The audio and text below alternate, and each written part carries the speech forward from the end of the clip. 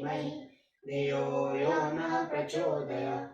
ॐ भूर्भुवस्वः तत्सवितुर्वरेण्यं भर्गो देवस्य धीमहि धियो यो न प्रचोदयात्।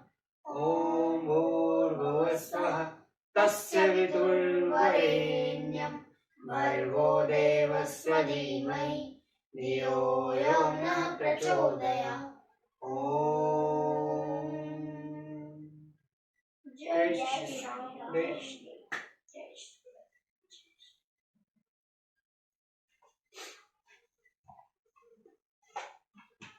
श्री राम।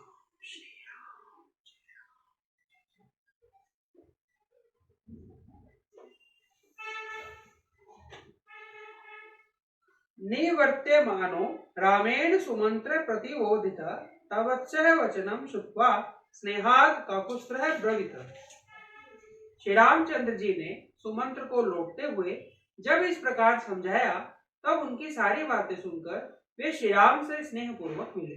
बोले, यदम नौपचारेण ब्रुवा स्नेहान्दिकविलम भक्ति मानिते तथा तावता वाक्यम त्वं शन्तु महर्षि कदम ही त्वनि विनेहि दोनोः प्रत्ययास्यामि तापपुरीं त्वतात वियोगेन पुत्रो शोकत कातुस्सरामि।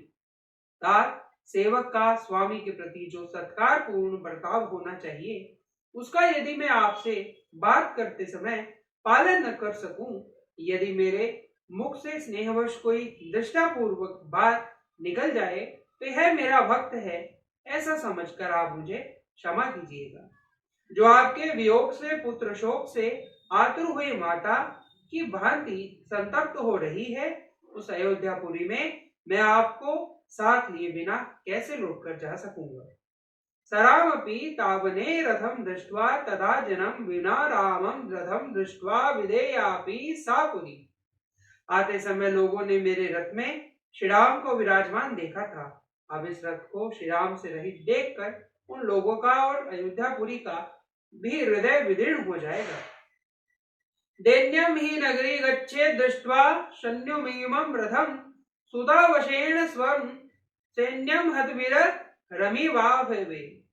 जैसे युद्ध में अपने स्वामी वीर रथी के मारे जाने पर जिसमें केवल सारथी शेष रह गया हो, ऐसे रथ को देखकर उसकी अपनी सेना अत्यंत दयनीय अवस्था में पड़ जाती है, उसी प्रकार मेरे इस रथ को आपसे सुना देखकर सारी अयोध्यापुरी दीन दशा को प्राप्त हो जाएगी। दुरेऽपि निवसन्त त्वां मानस सेनाकृत स्थितम चिंत्य नमस्यः नूनम त्वां निराहरा कृता प्रजा। आप दूर रहकर भी प्रजा के हृदय में निवास करने के कारण सदा उसके सामने ही खड़े रहते हैं। निश्चय ही इस समय प्रजा वर्ग के सब लोगों ने आपका ही चिंतन करते हुए खाना पीना छोड़ दिया होगा। दृष्टम तदम वेद्वया राम यादृश्य त्वहृ प्रवासने प्रजानाम संकुलम व्रतम त्वच्छो कलांतर चेतसाम। श्री राम, जिस समय आप वन को जाने लगे उस समय आपके शोक से व्याकुलचित हुए प्रजा ने जैसा आर्तनाद एवं शोभ प्रकट किया था उसे तो आपने देखा ही था। आर्तनादो ही यम पौरु मुक्तः प्रवात्सने सरधम मां निशमेव क्रूयम शतगुणम ततः। आपके अयोध्या से निकलते समय पूर्ववासियों ने जैसा आर्तनाद किया था, आपके बिना मुझे खाली रथ लिए लौट देख वे उससे भी 100 गुना हाहाकार करेंगे। अहम किम चापि वक्ष्यामि देवी तदा तव सुतो मया निदोत्सोह मातुकुलम संतापम मा कृता इति। असत्यम अपि नैवाहम ब्रुवायाम वचनम विदर्शम कदम प्रियम अहम ब्रूयाम सत्यमिदम वचन।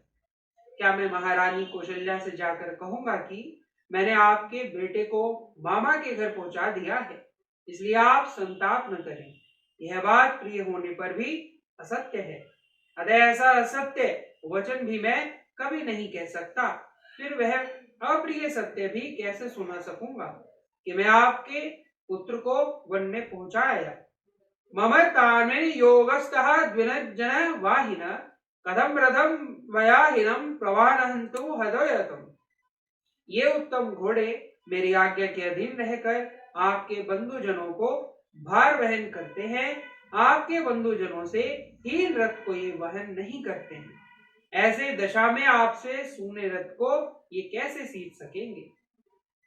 तन्न शयामहं गन्तुः योध्या त्वरौ नग्य वनवासुनाया मावागार्तु महर्षि। अतः निष्पाप रघुनंदन, अब मैं आपके बिना अयोध्या लौटकर नहीं जा सकूंगा। मुझे भी वन में चलने की है आज्ञा दीजिए। यदि मैं याचमानस्य है त्वमागेव करिष्यसि सर्वोऽग्निः प्रवेक्ष्यामि त्वस्य मात्र इह त्वया।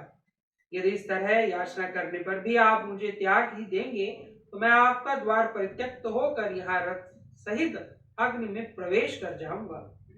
भविष्यन्ति वने यानि तपोग्राणी ते रथेन प्रतिभाष्ये तानि सर्वाणि राघव। रघुनंदन, वन में आपकी तपस्या में विघ्न डालने वाले जो जो जंतु उपस्थित होंगे, मैं इस रथ द्वारा उन सबको दूर भगा दूंगा। त्वकृतेन मया प्राप्तम हृदयाकृतं सुखम आशंसे त्वक्त नेताहं मनवास कृतं सुखम। श्री राम, आपकी कृपा से मुझे आपको रथ पर बिठाकर यहाँ तक लाने का सुख प्राप्त हुआ। अब आपके ही अनुग्रह से मैं आपके साथ वन में रहने का भी सुख पाने की इच्छा या आशा करता हूँ। प्रसिद्धेच्छामि तरेण्यः भिवन्तु प्रत्यन्नवर्तम प्रियदा विहित्य गिच्छामि भव में प्रत्यंतर। आप प्रसन्न होकर आज्ञा दीजिए। मैं वन में आपके पास ही रहना चाहता हूँ। मेरी इच्छा है कि आप प्रसन्नता पूर्वक कह देंगी तो वन में मेरे साथ ही रहो। इमेऽपि च हया वीर यादि ते वनवासिनः परिचर्या करिष्यन्ति प्रत्यसन्ति परमागतिम्। वीर, ये घोड़े भी यदि वन में रहते समय आपकी सेवा करेंगे तो मैं इन्हें परम गति की प्राप्ति होगी। त्व शुभ्रषणं मृदुनं करिष्यामि वने वसनम् अयोध्यायां देवलोकम वा सर्वथा प्रजामह्यम। प्रभो, मैं वन में रहकर अपने सिर से सारे शरीर से आपकी सेवा करूंगा और इस सुख के आगे अयोध्या तथा देवलोक का भी सर्वथा त्याग कर दूंगा। नहीं शक्या प्रवेष्टुम सा मध्योऽयोध्या त्वया विना राजधानी महेन्द्रस्य तथा यथा दृष्टे कर्मणा। जैसे सदाचारहीन प्राणी इंद्र की राजधानी स्वर्ग में नहीं प्रवेश कर सकता, उसी प्रकार आपके बिना मैं अयोध्यापुरी में नहीं जा सकता। वनवासे शयं प्राप्ते ममेश ही मनोरथ यदनेन रथनेव त्वां वहेम पुरीं पुनः। मेरी अभिलाषा है कि जब वनवासी की अवधि समाप्त हो जाए तब फिर इसी रथ पर बिठाकर आपको अयोध्यापुरी में ले चलूं। चतुर्दश ही वर्षाणि सहितस्य त्वया वने क्षणभूतानि यास्यन्ति शतसंख्यानि चान्यथा। वन में आपके साथ रहने से ये 14 वर्ष मेरे लिए 14 क्षणों के समान बीत जाएंगे, अन्यथा 1400 वर्षों के समान भारी जान पड़ेंगे। भृत्यवत्सल तिष्ठन्ति भर्त्यपुत्र गते पथि भक्तं भृत्यः स्थितं सिद्ध्या न वा त्वं हातु महर्षि। अरे भक्तवत्सल, आप मेरे स्वामी के पुत्र हैं। आप जिस पथ पर चल रहे हैं उसी पर आपकी सेवा के लिए साथ चलने को मैं भी तैयार खड़ा हूँ। मैं आपके प्रति भक्ति रखता हूँ, आपका भृत्य हूँ और भृत्य जनोन्नित मर्यादा के भीतर स्थित। अतः आप मेरा परित्याग न करें। एवं बहुविधम दिनम यजमान पुनम पुनम रामो भृत्यः कुंपी तु सुमंत्र ब्रवीत। इस तरह अनेक प्रकार से दीन वचन कहकर बारंबार याचना करने वाले सुमंत्र से सेवकों पर कृपा करने वाले श्री राम इस प्रकार कहा। जानामि परमा भक्ति महं ते भर्तवत्सलम क्षणु चापि यथर्थ त्वां प्रेष्यामि पुरीमित। सुमंत्र जी, आप स्वामी के प्रति स्नेह रखने वाले हैं। मुझसे में आपकी जो उत्कृष्ट भक्ति है उसे मैं जानता हूँ। फिर भी जिस कार्य के लिए मैं आपको यहां से अयोध्यापुरी में भेज रहा हूं उसे सुनिए। नगरीं त्वां गतं दृष्ट्वा जननी में अविष्यति कैकयी प्रत्यं गच्छेदितं रामो वनं गतः। जब आप नगर को लौट जाएंगे, तब आपको देखकर मेरी छोटी माता कैकेयी को यह विश्वास हो जाएगा कि राम वन को चले गए हैं। विपरीते तुष्टिहीना वनवासम गते मयि राजा राम नादि शक्ते मिथ्यावादित धार्मिकम। इसके विपरीत यदि आप नहीं गए तो उसे संतोष नहीं होगा।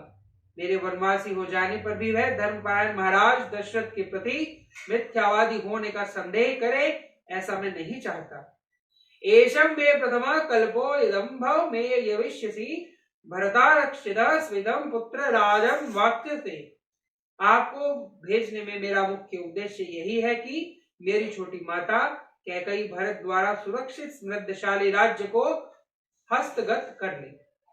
मम प्रियार्थ राजश्च सुमंत्रः त्वं पुरीं व्रज संदिष्ट्यापि यधराज संतानां ब्रुवस्तः यथा। सुमंत्र जी, मेरा तथा महाराज का प्रिय करने के लिए आप अयोध्यापुरी को अवश्य पधारिए और आपको जिनके लिए जो संदेश दिया है वह सब वहां जाकर उन लोगों से कह दीजिए।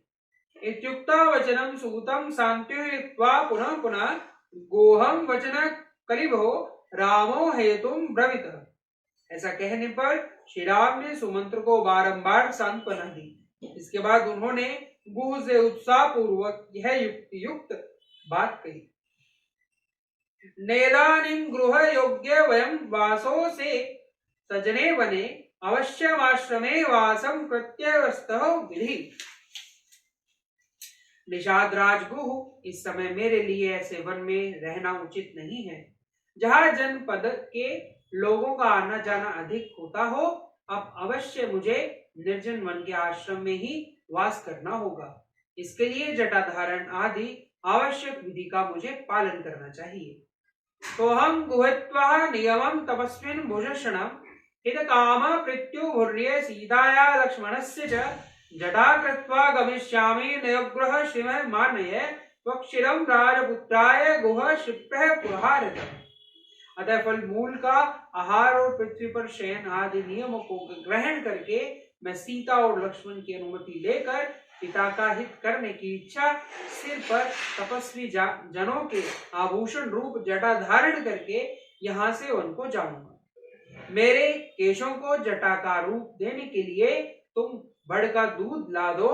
गुह ने तुरंत ही बड़ का दूध लाकर श्री राम को दिया। लक्ष्मणाचेव रामेस्तु जरोच्चटा दीर्घ भारुं व्याघ्रो जटिल बृहद्वत् धारयत। श्री राम ने उसके द्वारा लक्ष्मण जी की तथा अपनी जटाएं बनाई। महाबाहु पुरुष सिंह श्री राम तत्काल जटाधारी हो गए।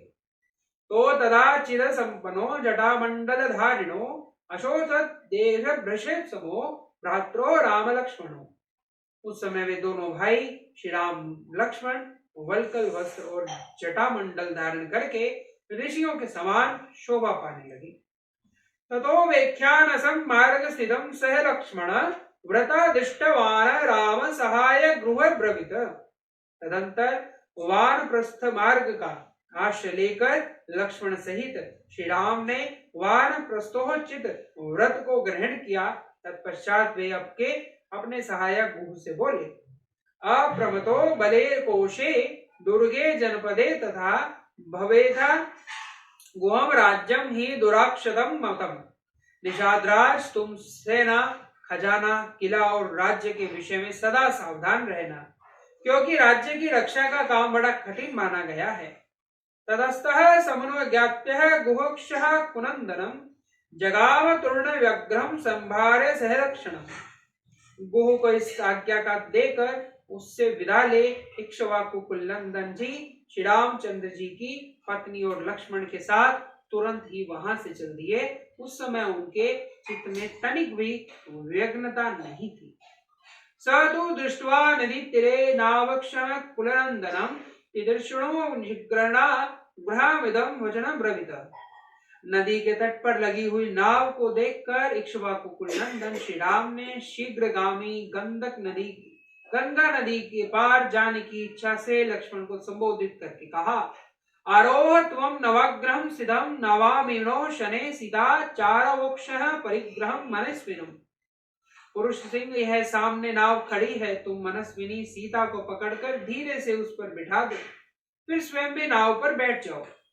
सभ्रातुम शासनम श्रुत्वा सर्व प्रीति कुलयम आयोरप्य मैथिली पूर्व रामो ब्रह्मवास्ततः। भाई का यह आदेश सुनकर मन को वश में कर रखने वाले लक्ष्मण ने पूर्णतः उनके अनुकूल चलते हुए पहले मिथिलेश कुमारी सीता को नाव पर बिठाया, फिर स्वयं भी उस पर आरोह। अदारोहो तेजस्वी स्वयं लक्ष्मण पुरुवज तथो निषाद कीर्ति गृहम ज्ञानिश्च चोदयतः। सबके अंतर में लक्ष्मण के बड़े भाई तेजस्वी श्री राम स्वयं नौका पर बैठे। तदंतर निषादराज गुह ने अपने भाई बंधुओं को नौका खेने के आदेश दिए। राघवोऽपि महातेजा नावमारुह्य तां ततम् ब्रह्म लक्ष्य उच्चेवा जजाव हितमात्मना। वहां तेजस्वी श्री रामचंद्र जी भी उस नाव पर आरूढ़ होने के पश्चात अपने हित के उद्देश्य से ब्राह्मण और क्षत्रिय के जपने योग्य देवी नाव इत्यादि वैदिक मंत्र का जप करने लगे। आचमन्ये च यथाशास्त्रम नदीं तां सह सीतया प्रवण पृष्ठ संतष्टो लक्ष्मणश्च महारथः। फिर शास्त्र विधि के अनुसार आचमन करके सीता के साथ उन्होंने प्रसन्नचित्त होकर गंगा जी को प्रणाम किया। महारथी लक्ष्मण ने भी उन्हें मस्तक झुकाया। अनुज्ञाय सुमंत्रः च सबलम चेवं तम गुहम आसधाय नावम रामस्तु चोदयामास नाविकाम। इसके बाद श्री राम ने सुमंत्र को तथा सेना सहित गुह को जाने की आज्ञा दे नाव पर भलीभांति बैठकर मल्लाहों को उसे चलाने के आदेश। ततोश्चले चालितो नौका कर्णधार समाहिता शुंभ्रवश्चे गामिर्हृता शीघ्रम सलील त्यागता। तदंतर मल्लाहों ने नाव चलाई। कर्णधार सावधान होकर उसका संचालन करता था। वेग से सुंदर डांड चलाने के कारण वह नाव बड़ी तेजी से पानी पर बढ़ने लगी। मध्यम तु समुद्र प्राप्य भागीरथी निविंदिता वेदैहि प्रांगणुच भूत्वा ताम निधिम्ने ब्रवीतः।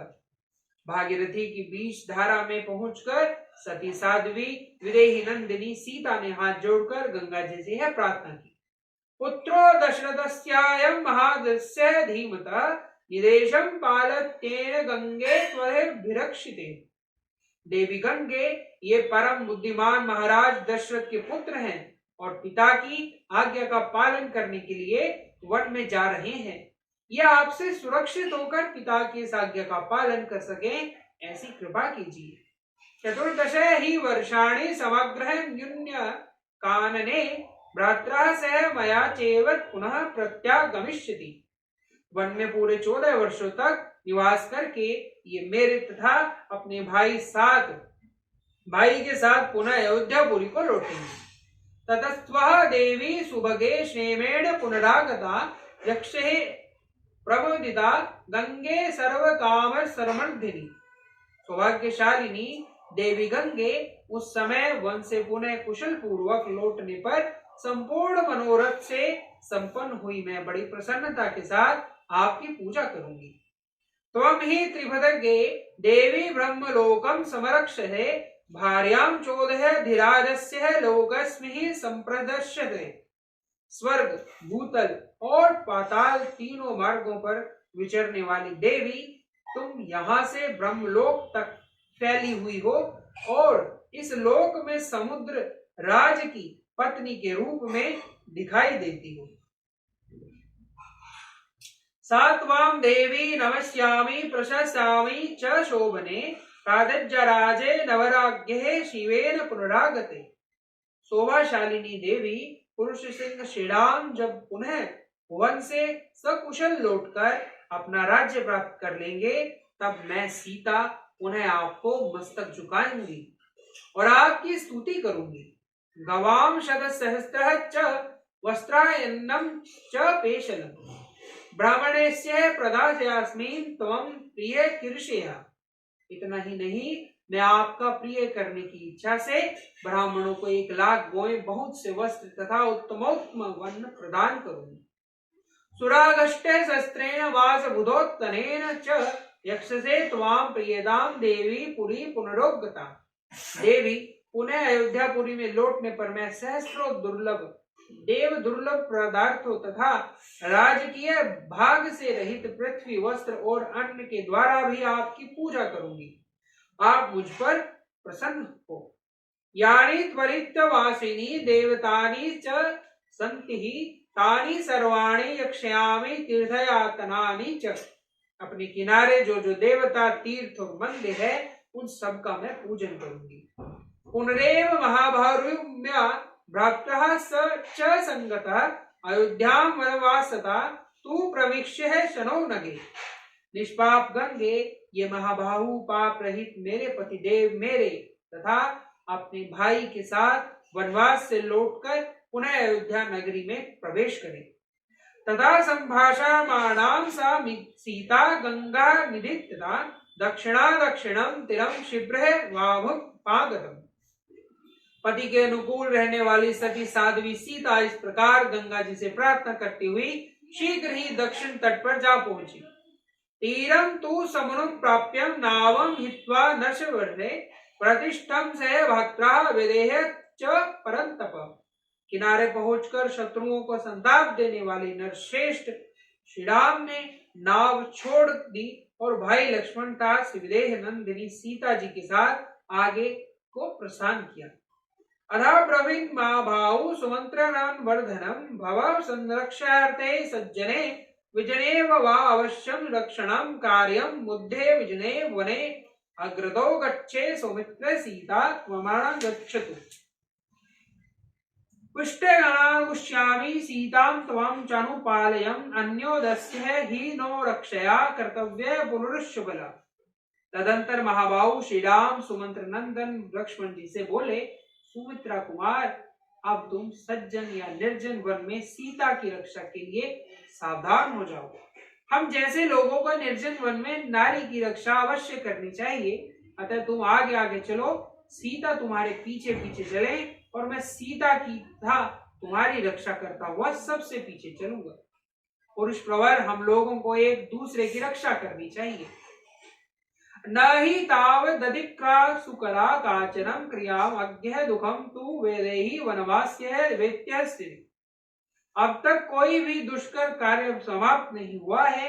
इस समय से ही कठिनाइयों का सामना आरंभ हुआ है। आज विदेह कुमारी सीता को वनवास के वास्तविक कष्ट का अनुभव होगा। प्रण्य जंट संभाद शिक्त राज विवशजृतम विषमत च स्प्रदावत च वनमध्य प्रवेशति। अभी ऐसे वन में प्रवेश करेंगी जहां मनुष्यों के आने जाने का कोई भी चिन्ह दिखाई नहीं देगा। न धान आदि के खेत होंगे, न टहलने के लिए बगीचे। जहां ऊंची नीची भूमि होगी और गड्ढे मिलेंगे जिसमें गिरने का भय होगा। श्रुत्वा रामस्य वचनम प्रत्ये लक्ष्मणोग्रत अनंतरम च सीताया राघवो रघुनंदनम। श्री रामचंद्र जी का यह वचन सुनकर लक्ष्मण आगे बढ़े, उनके पीछे सीता चलने लगी तथा सीता के पीछे रघुकुल नंदन श्री राम चले। गतम तु गंडकः परमाशु रामन सुमंत्र सतत निरक्षः अध्य कर्णश्र विनिद्र वृष्टिरति मर्मोवाच भांचः व्यथि तपस्विति। श्री रामचंद्र जी शीघ्र गंगा जी के उस पार पहुंचकर जब तक दिखाई दिए तब तक सुमंत्र निरंतर उन्हीं की ओर दृष्टि लगाए देखते रहे। जब वन के मार्ग में बहुत दूर निकल जाने के कारण वे दृष्टि ओझल हो गए, तब तपस्वी सुमंत्र जी के हृदय में बड़ी व्यथा हुई। वे नेत्रों से आंसू बहाने लगे। सलोकपाल प्रति प्रभाव तीव्रता महात्मना वरदो महात्मनि तथा समर्धा सुवर्ष्यालिनी कर्मेण वत्सा मुदिमागता। लोकपालों के समान प्रभावशाली वरदायक महात्मा श्री राम महानदी गंगा को पार करके क्रमशः समृद्धशाली वत्स देश प्रयाग में जा पहुंचे, जो सुंदर धन धान्य से संपन्न था। वहां के लोग बड़े हष्टपुष्ट थे। तो तत्र हत्वा चतुरो महामृगां वराहमर्ष्य पृष्ठदे महारुरु आदाय वेदयां त्वरितः भुमुख भिक्षुतो वासाय काले यतुर्वर्ष प्रति। वहां उन दोनों भाइयों ने मृगा विनोदों के लिए वराह, ऋषय, वृषभ और महाराहु इस चार महामार्गों पर बाणों का प्रहार किया। तत्पश्चात जब उन्हें भूख लगी तब पवित्र कंदमूल आदि लेकर सायकाल के समय ठहरने के लिए वे सीता जी के साथ एक वृक्ष के नीचे चले गए। इत्यार्षे श्रीमद् रामायणे वाल्मीकि आदि काव्ये अयोध्या कांडे द्विपंचाशः सर्ग। इस प्रकार श्री वाल्मीकि निर्मित आर्ष रामायण आदि काव्य के अयोध्या कांड में 52वां सर्ग पूरा हुआ। जय श्री राम, जय श्री राम, जय श्री राम। जय जय राम, जय जय राम, जय जय राम, मैं तो राम ही राम पुकारूं। श्री राम जय जय राम, जय जय राम, जय जय राम, मैं तो राम ही राम पुकारूं। श्री राम प्रभु मेरे सिद्ध लेंगे, मैं तो कब से राह निहारूं। श्री राम जय जय राम, जय जय राम, जय जय राम, मैं तो राम ही राम पुकारूं। श्री राम प्रभु मेरे सिद्ध लेंगे, मैं तो कब से राह निहारूं। श्री राम जय जय राम, जय जय राम, मैं तो राम ही राम पुकारूं। श्री राम प्रभु मेरे सिद्ध लेंगे, मैं तो कब से राह निहारूं। श्री राम जय जय राम, जय जय राम, जय जय राम, मैं तो राम ही राम पुकारूं। श्री राम जय जय राम, जय जय राम, जय जय राम, मैं तो राम ही राम पुकारूं। ओम आरोग्य शक्ति जा, ओम आरोग्य शक्ति जा, ओम आरोग्य शक्ति, ओम आरोग्य।